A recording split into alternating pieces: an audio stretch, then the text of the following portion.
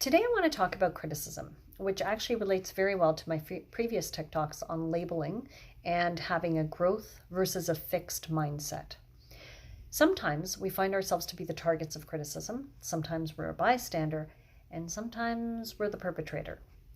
One of my mentors, Alison Armstrong, a relationship expert, talks about how we use criticism to try to change or improve something, perhaps change someone's behavior, their appearance, or even their beliefs or ideology.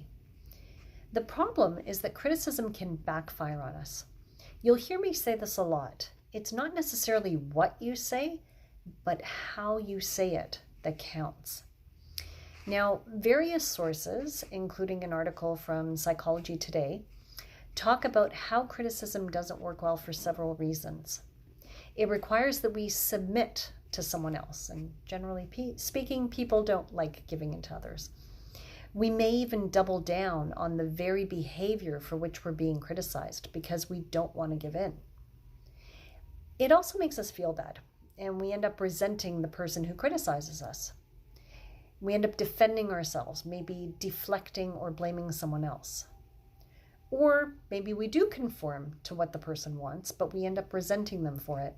And if you're in a relationship with that person, it really won't end well.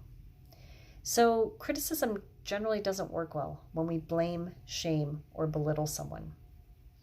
It's much more constructive when we can provide feedback in a more positive way. Let's take a simple example. Let's say your partner forgets to pick something up even though they said they would do it. And let's say you attack them verbally, maybe calling them stupid or forgetful or telling them that they can't be counted on, which will definitely make them feel awful and will deteriorate your relationship. Instead, we could say something simple like, I'm so disappointed that you forgot to pick it up. How can we make sure that you pick it up in the future? And then come up with a plan. You may need to set up some time at a different time to create the plan, but you can come up with a plan to make sure that, they don't forget to do what they say they're going to do.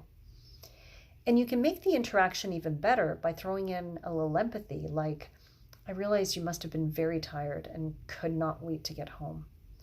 It just makes them feel, like they're being understood.